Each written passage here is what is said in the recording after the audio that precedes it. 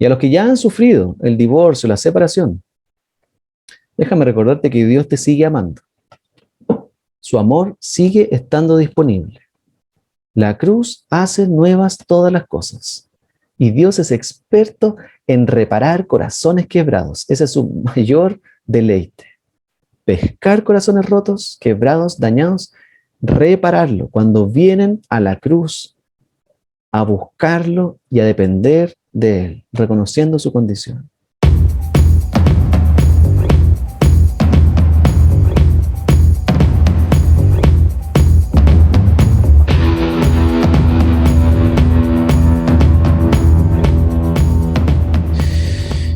Bien, 1 Corintios 7, 10 al 24. Esa es la sección. Todavía no terminamos el capítulo 7. Ya pasamos una sección, está dividida en 3. Y hablamos la semana pasada acerca de los matrimonios y el sexo dentro del matrimonio. Ahora vamos a estar yendo en otro tema. Y después la otra semana terminamos el capítulo 7 con otro tema diferente también, pero están todos vinculados de alguna manera. Y preguntamos eso en el grupo simplemente para poner la conversación, echarla a rodar un poquito y ver qué piensas y algunos comentarios, ¿ya? Después de haber leído este pasaje. Y como te decía, el tema que vamos a ver hoy día es complejo. Es un tema álgido. No solo en la iglesia, sino que lo que vamos a ver hoy día es un tema complejo también dentro de la sociedad. No es algo que nos va a complicar la vida a nosotros nomás, sino que dentro de nuestro contexto cultural. El tema del divorcio, el tema de la separación en el matrimonio. Así que, pero déjame mostrarte por qué también es un tema complejo en la sociedad. Hay un artículo publicado en La Tercera del año 2017, donde una socióloga que sacó algunas estadísticas, que se llama Viviana Salinas, investigadora de sociología de la Universidad Católica, hizo una investigación justamente para profundizar en los fenómenos de los quiebres matrimoniales en nuestro país. Y era una estadística que me llamó la atención, que andaba buscando algo así, no solo datos y números, sino que desde otra perspectiva que esta persona estaba haciendo, que no habían, que eran razones, y no solo razones y números, sino impactos de lo que significa divorcio y matrimonio, divorcio y separaciones en nuestro país, ¿ya? Y en este estudio que ella hizo de estadística, se estimó que después de 20 años de matrimonio, el riesgo de disolución del vínculo matrimonial es del 20%. Es decir, según las proporciones, decían, 1 de cada 5 uniones se disuelve en ese periodo, en 20 años. Es decir, si aquí hay, ¿cuántas pantallas tenemos hoy día? A ver, hay 20 pantallas. 1, 2, 3, hay 4 pantallas de las 5 que en 20 años se terminarían disolviendo de... No sé quién calza queda justo en el 5, pero no, pero aquí habrían 4 pantallas de las 20 que se disolverían en 20 años, a los 20 años de matrimonio. Y según el análisis, bueno, hay muchos datos, no te voy a dar todos los datos porque es bastante extenso, quiero tomar solo unas pocas cosas específicas, donde dice que los quiebres más comunes está entre las generaciones más jóvenes, donde hay quiebres matrimoniales, en quienes tienen hijos de una unión previa, en personas que provienen de sectores más acomodados. Esos son como los quiebres más comunes, en el contexto donde ocurren más quiebres. Pero mira este dato, dice, por otra parte, los católicos y los evangélicos aparecen con menor riesgo de disolución. Así que hay buena noticia si acaso que esas 4 ventanas de las 20 quizás no ocurriría, ya que estamos hablando de evangélicos. Ahora, mira lo que siguen comentando, dice, para la investigadora era importante indagar en este tipo de estadísticas porque las disoluciones tienen un impacto, y aquí es donde quería llegar, tanto en los adultos como en los niños, y hay que cuantificarlas, dice ella, y la cito, dice, en el fondo hay consecuencias en términos económicos, de bienestar emocional y de salud mental, dice esta socióloga, y que explica que en los últimos 25 años se han experimentado profundas transformaciones en el país a causa del divorcio y separaciones. Y específicamente dice disminución de la tasa de nupcialidad, es decir, menos matrimonios, aumento de la convivencia, personas que se juntan a vivir sin estar casados, prolongación de la soltería, es decir, los gallos están hasta los 40 años viviendo con los papás solteros, aumento de los segundos matrimonios y el divorcio, ¿ya? Entonces, lo que quería destacar simplemente el impacto, aparte de estadísticas, números, muchas cosas que hay datos, el impacto que produce en la sociedad el divorcio y la separación, para que tengamos por lo menos una noción de que no es un tema menor. Eso es lo que quiero que tengas en tu mente, ¿ya? No solo la sociedad, también afecta dentro de la iglesia. Y una cosa son las estadísticas que te estoy mostrando un poquito, y otra cosa es la experiencia. Sobre todo si, como hablábamos en el grupo, incluso en la sala, hay hijos de por medio.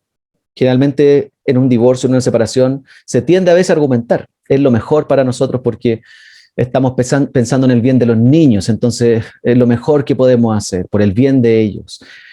Pero si te das cuenta, tanto entre la estadística y la propia experiencia que uno puede tener, nunca un divorcio o una separación va a traer bien. Nunca. Quizás puedes pensar que en algún contexto específico tal vez sí es lo mejor, ya, ok. Pero siempre alrededor va a haber un impacto de alguna otra manera que quizás tú no vas a cuantificar en el momento, o que vas a pensar que no es tan terrible, pero siempre va a haber un impacto. Si no es en ti en primer lugar, va a ser siempre alrededor, va a haber un impacto. No va a haber sanidad con un divorcio, una separación. Siempre queda una marca en todos los que están involucrados. Te lo dice un hijo de matrimonio separado, ¿ya? Entonces, siempre hay consecuencias, incluso aunque no las veamos en el presente, ¿ya? Incluso cuando piensan que una separación, divorcio va a traer mejor porque no, ya voy a cortar esa relación, nunca más la voy a ver, siempre se van a terminar viendo igual, sobre todo si hay hijos de por medio.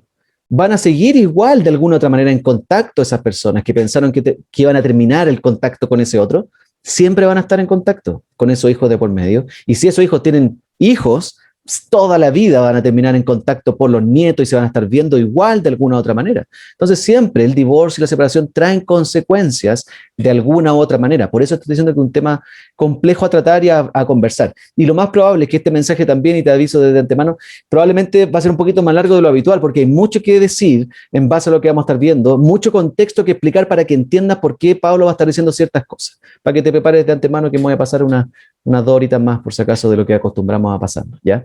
No, pero espero que no. Y los corintios, ¿qué tienen que ver con esto? Bueno, ellos estaban también usando el divorcio y la separación para toda situación. Era la cartita bajo la manga para los corintios en la iglesia. No estoy hablando de fuera de la iglesia, ¿vale?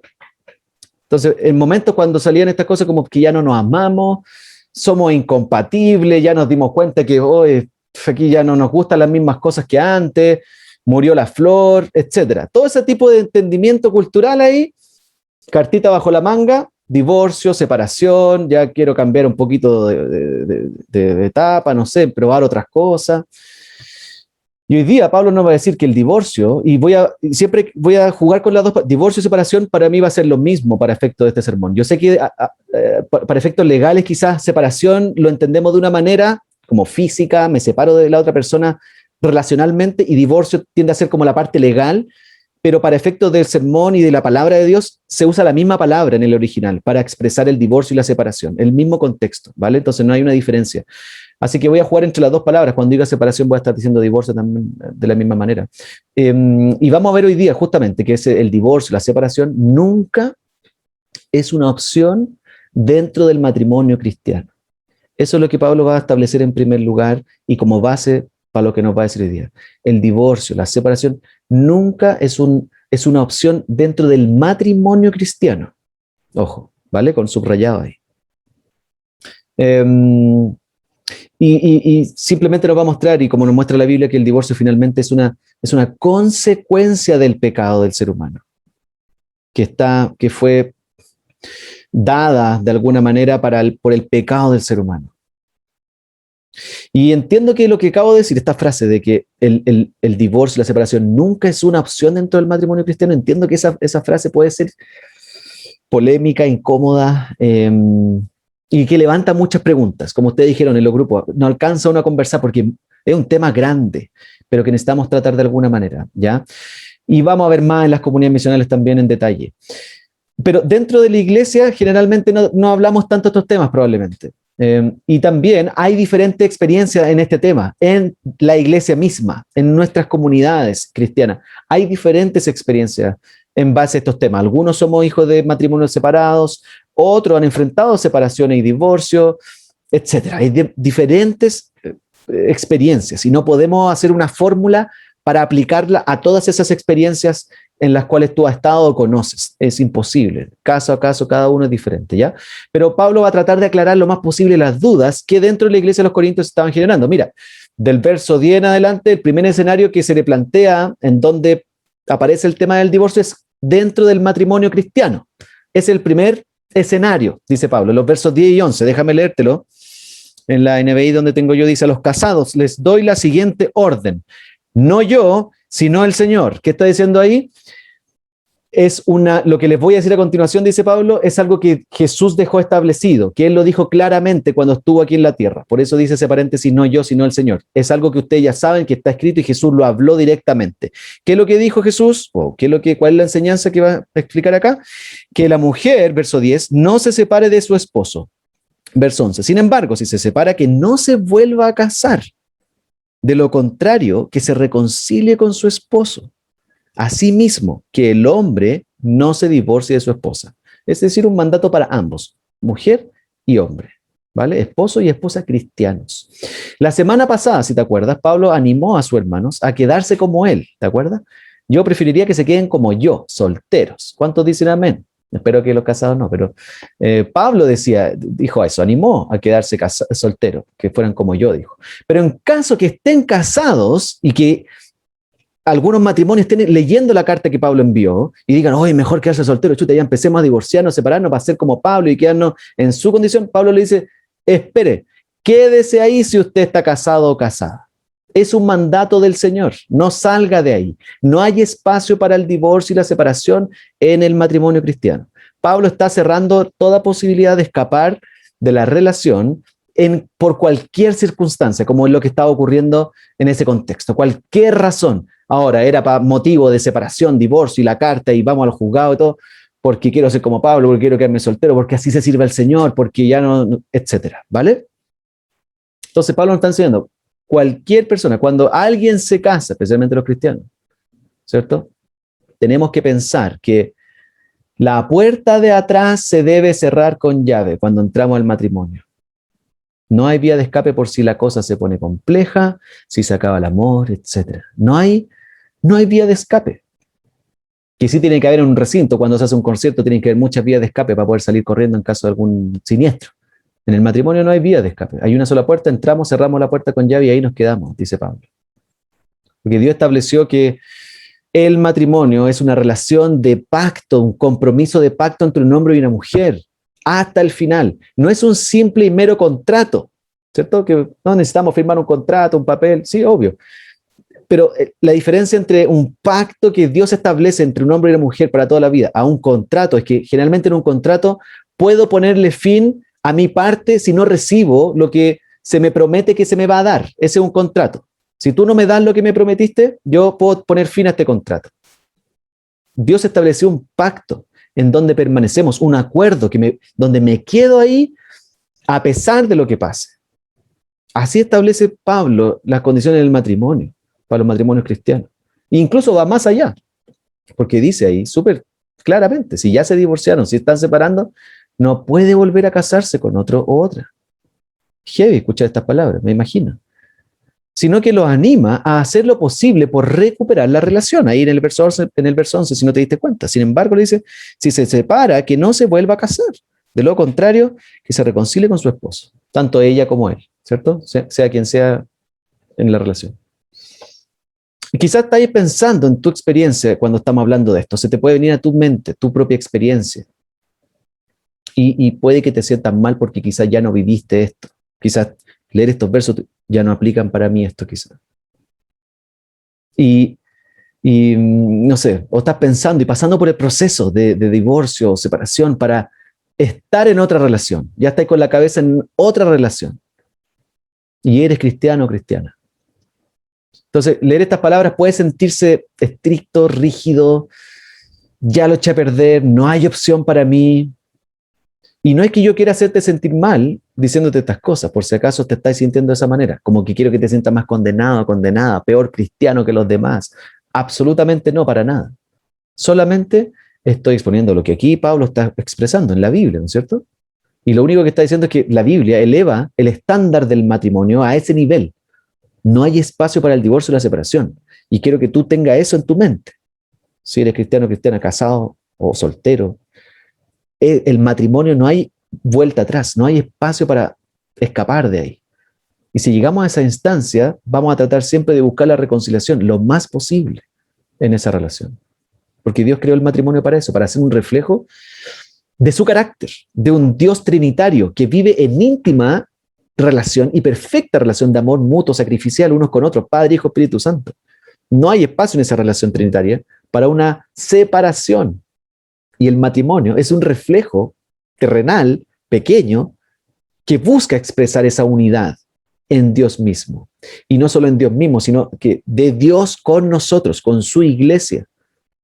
Esa unión íntima no se puede separar por nada del mundo. Lo que Cristo ya compró con su sangre no puede ser separado. Y eso, todo eso, el matrimonio, esa relación de pacto inquebrantable, busca reflejarlo en este mundo, entre nosotros y hacia nosotros. Aunque, como estoy diciendo, no hay espacio para una separación en un matrimonio cristiano, no hay opción para eso. Aún así, Jesús mismo en Marcos da una posibilidad en casos muy excepcionales. Específicamente lo menciona ahí en cuanto a la inmoralidad sexual dentro del matrimonio. Hay una opción, pero aquí Pablo está siendo directo para aquellos que buscaban hacer de la excepción una regla. Ahí está el problema. Y empezamos a ocupar esa excepción para ocuparla como regla. Podemos hacer esto, podemos separarnos, podemos... Pablo diciendo, no hay opción. A menos que en algún caso excepcional, habiendo evaluado la situación, conversado y haciendo lo posible para restaurar, quizás podría darse. Pero generalmente no, las excepciones no son la regla. Entonces, si estás pensando casarte, y mira, un buen día hoy día para venir a la iglesia Puente, aquellos que se quieren casar, están pensando en matrimonio, esto no está preparado, es parte de lo que nos toca en la serie, por eso nos gusta predicar series, porque, bueno, no está condicionado a lo que el pastor quiera predicar hoy día, sino a lo que la palabra de Dios dice. Si estás pensando en casarte, o si llevas algunos pocos años, como yo con la Mayo, 10 no, un poquito, una cosita poca al lado de otros, o ya estás jugando los descuentos en el matrimonio, tienes que saber que no hay espacio para dejar a la otra persona. Incluso si en el tiempo te vas dando cuenta que te estafaron, que no era lo que yo había comprado, no es la misma persona con la cual empezamos, ha cambiado tanto, no hay devolución en este tipo de cosas, ¿vale? Entonces, si estás pensando en casarte o ya lleva un tiempo o está ahí hace muchos años, bueno, no hay espacio para la devolución. Unos amigos que nos aconsejaron cuando nos íbamos a casar con la Mayo, nos dijeron, se cansan, cierran la puerta de atrás con llave, se tragan esa llave y no hay salida de escape en esta cosa. Y esa imagen, por más a veces que puede verse como fuerte, como, ¡ay, qué fome! No, pues, esa imagen nos ayudó siempre. Y uno la sigue pensando hasta el día de hoy, cuando enfrentamos problemas en nuestra propia relación. A pesar de que, o sea, hay dramas y esa idea que cerramos el matrimonio con llave y no hay puertas de escape, nos ayudó para pensar en que no hay nada en juego en nuestro matrimonio. Nada está en juego. Que yo sé que la Mayo nunca se va a ir de la casa, ni nos va a dejar a la familia, y ella sabe, espero, ¿no es cierto? Confía en eso, que aunque lo estemos pasando mal, tampoco me voy a ir nunca de la casa. Es el ambiente en donde queremos que crezcan y los hijos lleguen en un lugar, y es lo que la idea de Dios en su plan de unir personas, que hagan un pacto en donde digan, los hijos queremos que crezcan en ese lugar, seguros, sabiendo que papá y mamá siempre van a estar ahí, aunque veamos que hay dramas, que el pecado afecta, que nuestra naturaleza pecaminosa está ahí haciendo sus estragos. Los hijos ven, aquí, aunque esté esto pasando, nadie se va a ir de acá, siempre van a estar aquí, y no viven con esa sensación de temor, de que, ¿cuándo se va el papá? ¿Cuándo la mamá nos deja? ¿Cuándo queda la embarrada aquí? Hay seguridad cuando vamos con esa convicción al matrimonio. No con perfección, sino con seguridad. de que van a estar siempre ahí los papás, necesitando la gracia, necesitando el evangelio, volviendo al arrepentimiento, volviendo a perdonarnos unos a otros, siempre esa misma dinámica habitual que necesitamos del evangelio. Pero hay seguridad para ello. Entonces, hasta aquí Pablo está dejando claro eso, ¿vale? Vamos a ir por parte, porque yo sé que hay cosas que empiezan a levantarse las dudas, vamos a ir por parte. Matrimonio cristiano, no hay espacio para el divorcio y la separación. A excepción muy específica, como dijo Jesús, en algún caso de inmoralidad sexual, pero tiene que ser evaluado, pastoreado, conversado y haciendo lo posible para restaurar ahí. Ahora, ¿qué pasa cuando mi esposo o esposa no es creyente? Y esta es la otra pregunta que probablemente le hicieron a Pablo. Esa situación se la plantearon. Y mira lo que dice el verso 12 y 13. Ahí empieza a responder esa interrogante. Verso 12 le dice, a los demás les digo yo. ¿Quiénes son los demás? A los demás casados. Pero con esta otra situación. Y dice entre paréntesis de nuevo, no es mandamiento del Señor. ¿Qué es lo que está diciendo Pablo con eso? Simplemente que Jesús no dejó en claro esto. ¿Ya? Jesús lo anterior fue un mandato del Señor. Lo dejó claro en su palabra, no hay posibilidad para el divorcio.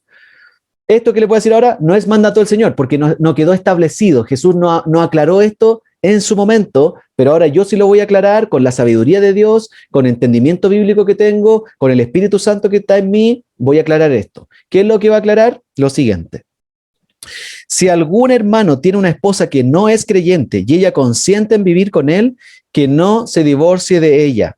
Y si una mujer tiene un esposo que no es creyente y él consiente en vivir con ella, que no se divorcie de él. Verso 12 y 13. Es decir, la situación donde uno solo es creyente en el matrimonio. Ojo, Pablo no está dando pie aquí para que los cristianos se casen con no creyentes, que es lo que podría darse a entender. Hoy está casado el cristiano con una no cristiana o viceversa. No está dando pie para ese tipo de unión, de ese tipo de matrimonio, relación. Si eres cristiano o cristiana, de nuevo, y estáis pololeando con alguien no creyente, hay un problema ahí. No es la ecuación correcta. Aunque me quiera decir como, es que pastor, nos amamos tanto. Es tan lindo él, es tan linda, es tan dije. No, si hubiera como nos amamos, nos entendemos tanto, lo pasamos increíble entre los dos. Pucha, que tiene que entender eso, aunque yo sé que no es cristiana, no es cristiano, pero oiga que, pucha, es tan rico estar entre los dos. Mira, si no ama a Cristo primero, nunca te va a amar a ti realmente. Ocupa esa base. Cuando si estás ahí, pololeando con algún no creyente, asegúrate que ama primero a Cristo para esperar que te ame a ti realmente. Ya sea mujer o hombre, ¿vale? Y que pastor, y si se convierte en el camino, y si estamos pololeando y se convierte a Cristo, o no sé, a mí me encantaría discipularlo a él y juntarnos en nuestra pieza encerrados con llave y poder leer la Biblia juntos y orar, o viceversa también, ¿no es cierto? Me encantaría discipularla, llevarla a Cristo más, ¿no es cierto? Juntos, solitos en la playa, en una cabaña que podamos arrendar ahí, pololeando, pero vamos a dormir en la cama separada en la misma pieza, pero vamos a orar y vamos a... Oye, espérate, estás hablando conmigo, pues oye, estamos todos en la misma cuestión aquí. Ojalá se convierta, ¿ya? Ojalá se convierta esa persona en el camino, no sé. Bueno, ¿sabéis qué? Yo preferiría que quizás esperes que se convierta. Veas el fruto de esa persona en el camino, si realmente quieren estar juntos. Bueno, ven a Cristo, conviértete, síguelo, ama a Cristo, conócelo en su palabra, y ahí empezamos a pensar quizás si podemos estar juntos. ¿Para qué apurar las cosas antes, no es cierto? ¿Para qué ir al revés y tener que lamentar después otras situaciones? Entonces, ojo, Pablo no está hablando de que tenías espacio para estar con un no creyente, casarte con un no creyente o viceversa. Lo que Pablo está hablando aquí es de aquellos ya casados y que luego uno de ellos se convirtió. Eso está diciendo Pablo. Y era algo que estaba ocurriendo más en esa cultura. Matrimonios no creyentes, escucharon el evangelio, fueron a encuentro matrimonial, ella nomás se entendió el evangelio, el otro compadre sigue dando jugo todavía, no cacha en una cuestión, paviando, y ella está amando al Señor y empezando a ir a la iglesia. Esa dinámica es la que está ocurriendo y que Pablo está expresando acá. Y ahí empiezan a haber algunos problemas logísticos. Las cosas que a ambos les gustaban antes, ahora quizás ya no, sobre todo cuando era pecado. Algunas expresiones, carácter empiezan a cambiar en el creyente, pero no en el no creyente, y empiezan a chocar ese tipo de cosas. La vida de uno empieza a ajustarse al carácter de Cristo y el otro obviamente que no. Y eso va a traer ciertos problemas, sobre todo para el cónyuge cristiano. Ir a la iglesia el domingo en la mañana, conectarse el domingo en la mañana, recibir gente en la casa porque empezamos a ser más hospitalarios y el otro compadre es súper ermitaño y no quiere vivir con nadie en la casa, entonces y empiezan a haber estos dramas logísticos. Participar en otras instancias con otros cristianos, hasta quizás la vida sexual se ve afectada, las convicciones como matrimonio, como cristiano que yo tengo no calzan con sus convicciones no creyentes, la crianza, cómo manejamos la plata, etcétera. Y déjame quizás parar, hacer un stop aquí, porque quizás puede que sea tu experiencia.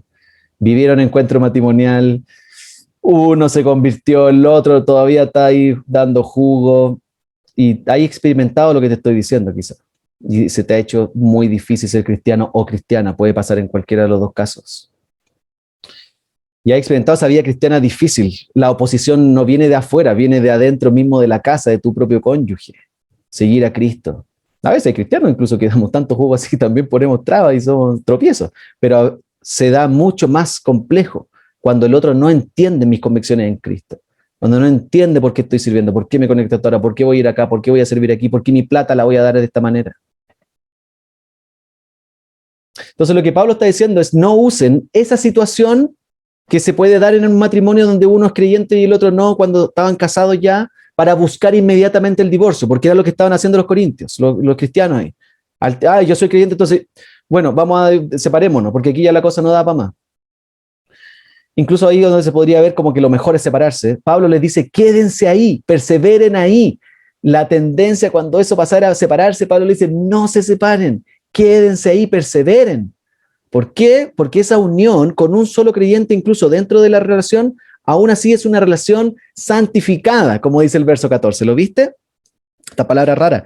Porque el esposo no creyente, dice, ha sido santificado por la unión con su esposa. Y la esposa no creyente ha sido santificada por la unión con su esposo creyente. Si así no fuera, sus hijos serían impuros, mientras que de hecho son santos. ¿Qué está diciendo con esto? Simplemente que esa familia es considerada dentro de la familia y la comunidad de Cristo por la influencia del cónyuge creyente. Eso es lo que está diciendo.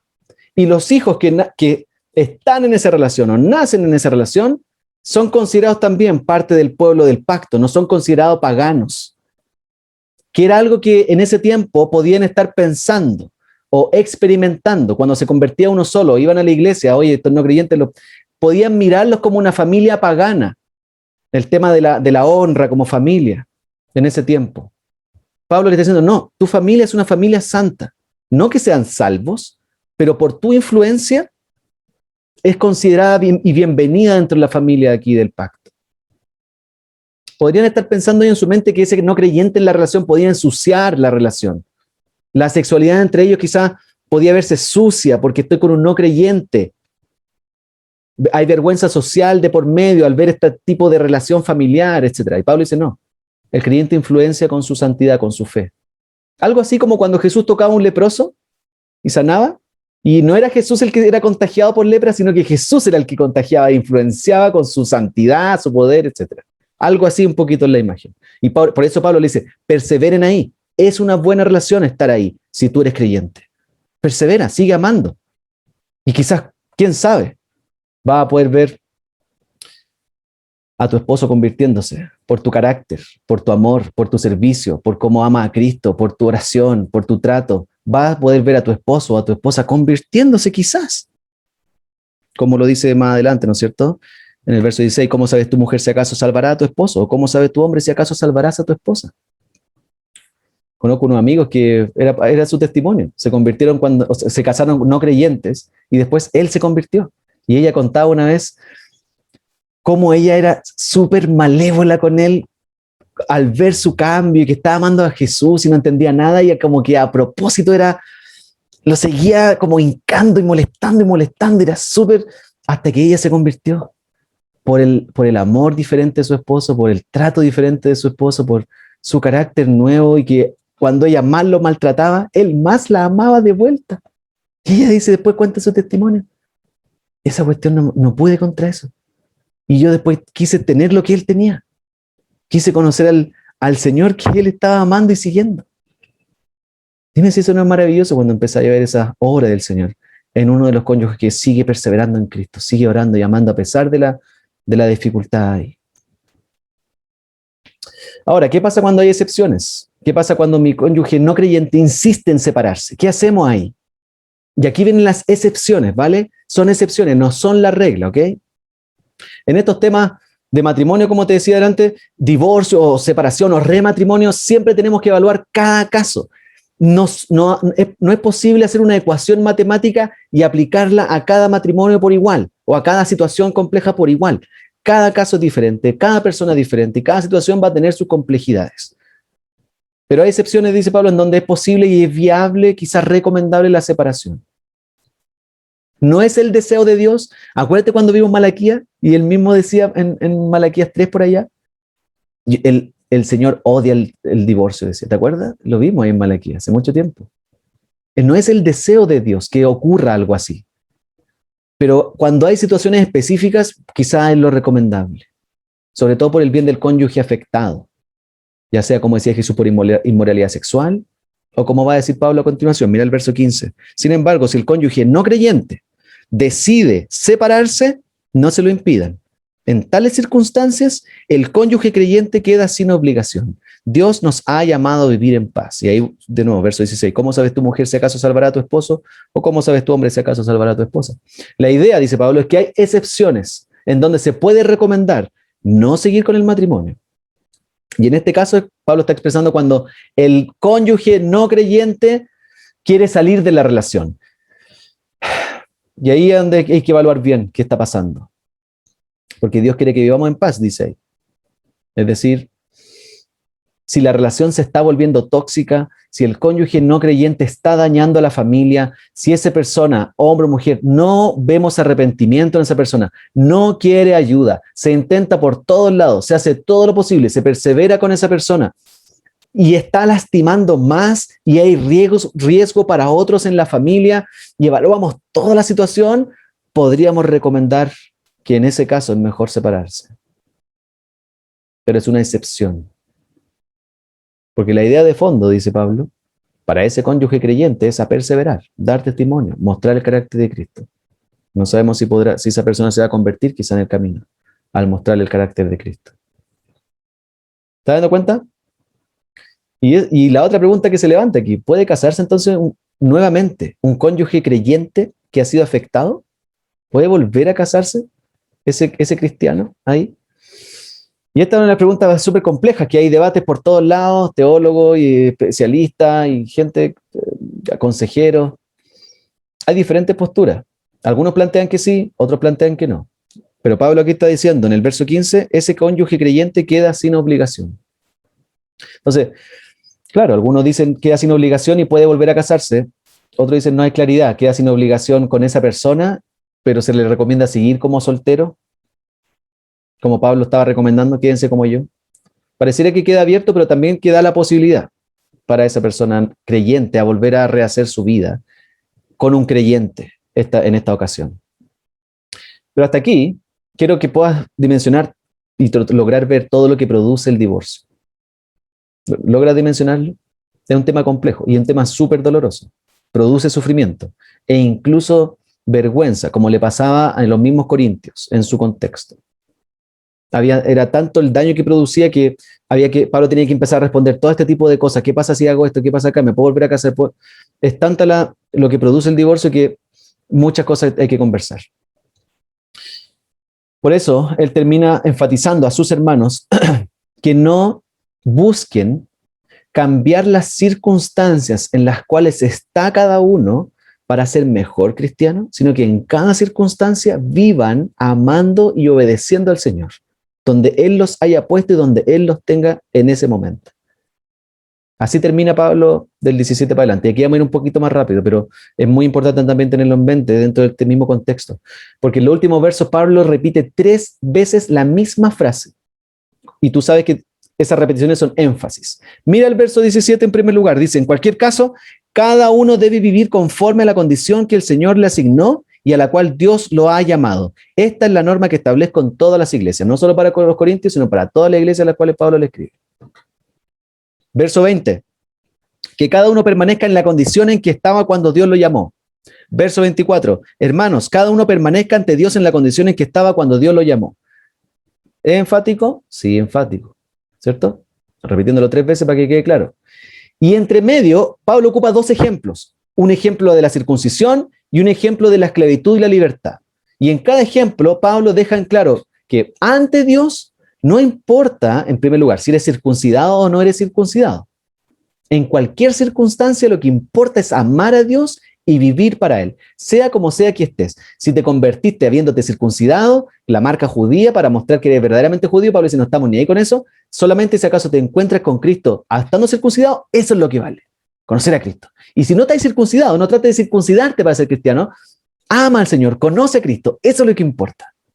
Da lo mismo la circunstancia en la cual estás, conoce al Señor, ámalo y vive para Él, en la condición que Él te llamó.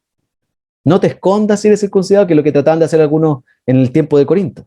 Se trataban de esconder su circuncidez. Y otros querían circuncidarse para ser más espirituales. Pablo dice, da lo mismo esa cuestión, siendo él judío incluso. Y lo mismo aplica para los esclavos o libres, que empieza a explicar después en el verso 21 para adelante. En el tiempo de Pablo la esclavitud era permitida. Y muchos esclavos que se convertían podían considerarse como cristianos inferiores por su condición. Y Pablo está diciendo, Dios no los considera como lo que son, así como se sienten. Dios los considera a ustedes como cristianos libres, aunque sean esclavos. Pablo le dice, si eres esclavo, eres libre en Cristo. Si eres libre, eres esclavo de Cristo. No importa tu condición, de alguna u otra manera vas a ser esclavo o vas a ser libre igual en Cristo. Todos fueron comprados por el mismo precio, la sangre de Jesús, por lo tanto, todos tienen el mismo valor ante Dios, solteros, casados, divorciados, viudos. Que ninguna de esas condiciones los haga sentirse menos importantes, menos cristianos, menos valiosos ante Dios, para que tengan que andar escondiéndose y sin poder ser como usados por Dios. No, ustedes son valiosos ante Dios independiente de su condición y el estado. Lo que importa es que conozcan a Dios, que lo amen y vivan para Él en esa condición en la que están. No trates de cambiar tu circunstancia. Dios quiere cambiar tu corazón en medio de la circunstancia. ¿Se entiende? Entonces, porque para la cultura, obviamente, algunos pueden tener un estatus superior sobre otros. Los casados son más importantes que los solteros, los viudos son de otra categoría. Para la cultura que los corintios están experimentando. Pero no para Dios. Para Dios somos todos pecadores, todos estamos en la misma gracia, independiente de nuestra condición. Por eso, esa misma gracia que nos rescata, nos transforma y nos provee nuestra identidad. Es la misma gracia que nos permite venir ante el Padre en la condición en la que estemos. No somos lo que hemos hecho, sino que somos lo que Cristo dice de nosotros en la cruz. Y en ese contexto, podemos decir que hay opciones para un nuevo matrimonio con la misma persona. En ese contexto de la gracia, hay un nuevo matrimonio disponible con esa misma persona que puede llevar 30 años casado. ¿Por qué? Porque en Cristo son hechas todas las cosas nuevas. Su gracia nos hace nuevas personas y provee un nuevo escenario para la relación, incluso para las relaciones dañadas, cuando venimos juntos a Cristo. Hay perdón, hay gracia, hay rescate de esa situación difícil, de ese matrimonio de años y años que está súper quebrado. Dios provee su gracia para restaurar esa situación. En ese contexto de gracia podemos decir, en casos excepcionales, es posible un rematrimonio, porque la gracia abunda en el pecado, en el daño, en lo quebrado. No para aprovecharnos de la gracia y meterme con quien quiera, sino para arrepentirnos y buscar enmendar nuestro pecado y el daño que hemos recibido. Hay gracia disponible para esos casos excepcionales, pero requieren de mucho cuidado, mucho pastoreo, mucha sabiduría, una comunidad que está ahí detrás también, apoyando y cuidando. Y en ese contexto de gracia, podemos vivir satisfechos en Cristo como solteros o viudos, que dedican su vida al servicio de Cristo, del reino de Dios, con su identidad clara y firme ante la cultura que pueda hacerlos sentir como personas de segunda categoría. Y con mucha alegría y mucha seguridad de que tengo todo lo que necesito, lo suficiente en Cristo. ¿Entiendes? Pueden quedar muchas preguntas en el aire. Vamos a conversar más en las comunidades misionales. Pero déjame terminar con lo siguiente. A los solteros y a los viudos, déjanos decir una cosita. No te desesperes por el matrimonio, querido soltero o viudo, porque el viudo también es una especie de soltero, pero que pasó por una situación diferente. No te desesperes por el matrimonio. Busca al Señor más que a una pareja en primera instancia. Sube el estándar del matrimonio. No abras la puerta a cualquiera que aparezca con lindas palabras. No apure el tiempo. Vas a tener toda la vida con esa persona para disfrutar. No apure un proceso que quizás podría ser peor. Busca la sabiduría de otros. Júntate con matrimonios maduros cristianos para que te enseñen lo que significa el matrimonio. Aprovecha el tiempo de tu soltería para servir a Cristo con toda su iglesia, a otros. A los casados, bueno, si estás en la situación que estamos describiendo hoy día, te animo a buscar ayuda antes que sea tarde, antes que sea más difícil volver atrás. No pienses que vas a poder sostener las cosas por ti mismo, por ti misma, o que estás condenado y condenada a seguir así en el matrimonio, con esta desgracia, con este esposo, esposa, no sé. No, por favor, no pienses que estás condenado a vivir así. Hay gracia disponible para comenzar de nuevo. Hay gracia disponible para comenzar un nuevo matrimonio con la misma persona, pero con un nuevo corazón. Por eso persevera ahí. Sigue orando. Sigue pidiendo al Señor que transforme a tu esposo o tu esposa, que te ayude a ser perseverante, valiente para enfrentar lo que viene. Y busca ayuda, busca matrimonio, busca gente que pueda aconsejarte. Dios sabe lo que estás enfrentando y está atento a eso, a tu sufrimiento, a tu dolor, y quiere estar ahí contigo. Y a los que ya han sufrido el divorcio, la separación, déjame recordarte que Dios te sigue amando. Su amor sigue estando disponible. La cruz hace nuevas todas las cosas. Y Dios es experto en reparar corazones quebrados. Ese es su mayor deleite. Pescar corazones rotos, quebrados, dañados, repararlo cuando vienen a la cruz a buscarlo y a depender de Él, reconociendo su condición. Déjame orar para cerrar este momento, que sé que ha sido un poquito largo, pero déjame orar y pedirle al Señor que nos vaya a ser una iglesia que acompañamos todas estas situaciones y que nos ayudamos unos a otros en medio de nuestras situaciones difíciles. Así que oremos al Señor. Padre, gracias por tu palabra, porque es difícil escucharla, es difícil recibir, pero queremos recibirla como las palabras de un Padre amoroso, que está atento a nuestras necesidades, que sabe el dolor de nuestro corazón y que quiere repararnos en su gracia. Podamos disfrutar de una nueva relación, de un nuevo corazón, para experimentar en la misma situación en la que estamos, quizás difícil, una nueva vida ahí.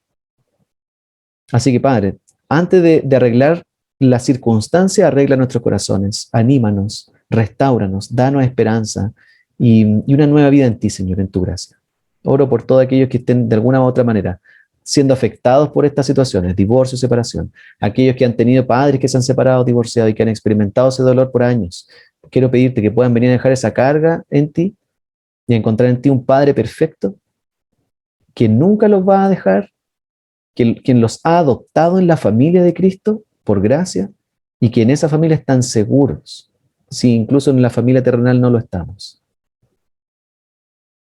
Oro, Señor, por matrimonios quebrados para que tú, Señor, puedas sanar y restaurar parejas que están experimentando dolor, sufrimiento, lejanía del otro. Te pido que haga una obra milagrosa para que en sus corazones puedan venir a ti en primer lugar y luego juntos poder reencontrarse. Y también a que puedan buscar ayuda, Señor, lo antes posible. Y a todos aquellos que han enfrentado el dolor y el sufrimiento de separación y divorcio, te pido, Padre, que también venga a abrazarlos y a recordarles tu gracia y tu amor. Y que tú sigues estando disponible para ellos y puedan seguir sirviéndote a ti porque tienen una nueva identidad en Cristo. Así que nos encomendamos en tus manos en el nombre de Jesús. Amén.